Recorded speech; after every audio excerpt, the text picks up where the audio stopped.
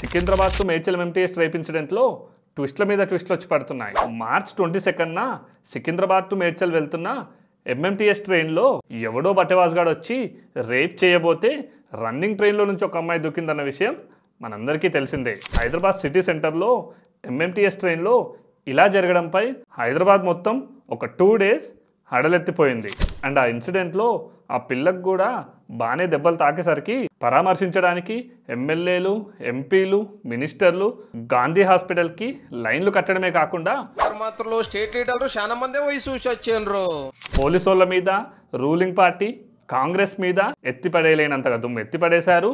తిట్టలేని తిట్లు తిట్టారు.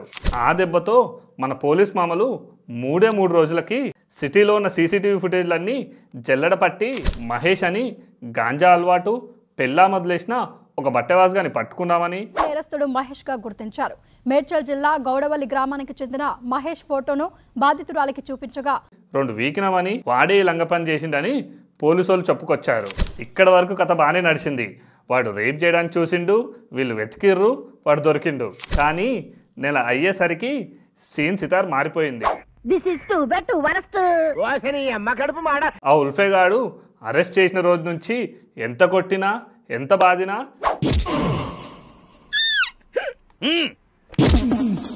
ఏరా నేను కొడుతుంటే కూడా పని చేసుకుంటున్నావు. రేయ్ కొడతానికి వచ్చినట్టు కొట్టెళ్ళిపో. అనవసరంగా డిస్టర్బ్ చేసిన టైం వేస్ట్ చేయకు. నాకు చాలా పని ఉంది ఇక్కడ. నిజం ఒప్పుకోకపోయేసరికి మాక్సిమం ట్రై చేశాను, లాభం లేకపోయింది. ఇంకా ఏ బడివేగాడైనా ఉండొచ్చని 120కు పైగా సస్పెక్ట్స్లని 300కు పైగా సీసీటీవీ ఫుటేజ్లని యాంగిల్లో అనలైజ్ చేశారంట.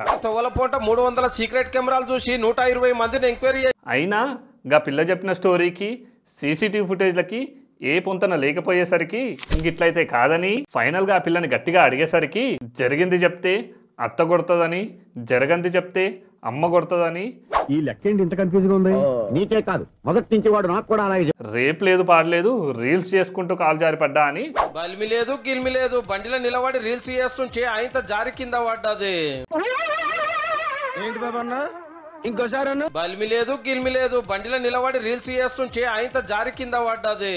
రేప్ లేదు, పాడలేదు, రీల్స్ చేసుకుంటూ కాలు జారి పడ్డా అని ఆ పిల్ల ఒప్పుకుందని పోలీస్ మామలు చెప్పేసరికి ఆ న్యూస్ మళ్లీ వైరల్ అయింది. హైదరాబాద్ ఎంఎంటీఎస్ ట్రైన్లో యువతిపై అత్యాచార యత్నం కేసు కీలక మలుపు తిరిగింది. యువతిపై అత్యాచారం జరగలేదని ఆమె చెప్పిందంతా కట్టుకదా అని తేల్చారు రైల్వే పోలీసులు. ఇన్స్టాలో రీల్స్ చేస్తూ ట్రైన్లో నుంచి జారిపడినట్లు గుర్తించారు. దాంతో ఆ పిల్ల అందరి టైంని మట్టిలో కలిపినందుకు దగ్గర నెల రోజుల కాంచెలి పోలీసుల పనికరావు పెద్ద పెద్ద లీడర్లు వచ్చి చూసిపోయిరే. ఈ గవర్నమెంట్ లో ఆడపిల్లలకు రక్షణ లేదని ప్రతిపక్షాలు అరుచుకునే. గా పిల్ల చెప్పిన స్టోరీ నమ్మి నీతో మాట్లాడితే ఏకంగా ఒక పోలీస్ టీం ఒడిశా వరకు వెళ్ళొచ్చినందుకు గా పిల్లనైతే అన్ని న్యూస్ ఛానల్ వాళ్ళు బానే వేసుకున్నారు. చేసినాక రీల్స్ పిచ్చాక నువ్వు ఒక మల్క గట్టిగా అరుచుకోండి మేడం, ఇంకెవ్వరికి ఇటువంటి కథలు పడకుంటా. ఎందుకంటే గిట్లనే ఒక 4 years బ్యాక్ నన్ను ఒక ఆటో డ్రైవర్ గాడు కిడ్నాప్ చేసిండు, రేప్ చేసిండు అని చెప్పి ఏకంగా బట్టలు చింపుకొని చెట్లలో పడి పోలీసు వాళ్ళకి దొరికిందో పిల్ల. బుషెస్ ఉన్నాయి అక్కడ పరగదు అక్కడ అమ్మ వెళ్ళారు. ఆ బుషెస్లో పడినాయి. మా వాళ్ళు అక్కడ వెళ్ళినప్పుడు అమ్మాయి మాత్రం అది టాప్లో బట్టలు లేవు, పరిస్థితి దారుణం ఉంది అని చూసి అంతా ఏమైనా చాలా సీరియస్ అని అనిపించింది అండి. తీరా చూస్తే ఇన్వెస్టిగేషన్ మొత్తం అయిపోయాక గదంతా తూట్తుపేలు కదా అని తేలింది. No rape is there, no kidnapping, ఏం కాలేదు. ఏంటి ఇదంతా నాటకం?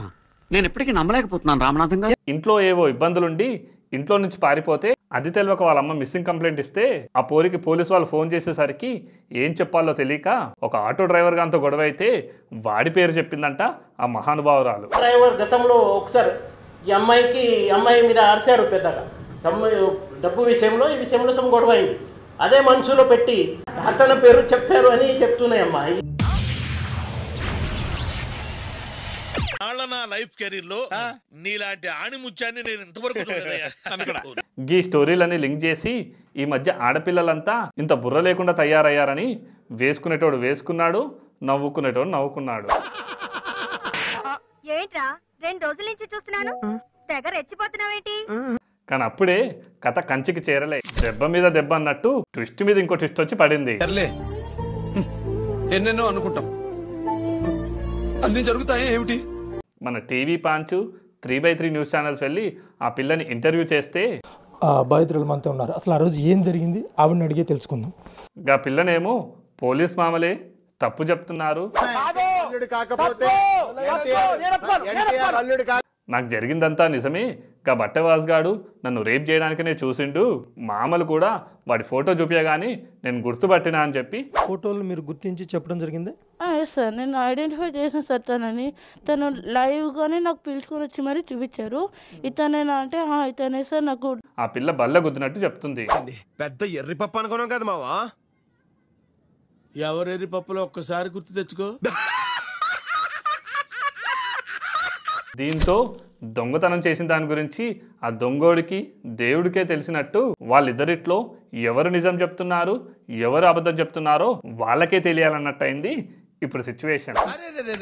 పెద్ద సమస్య వచ్చి పడిందే, ఇప్పుడు ఏం చేద్దాం?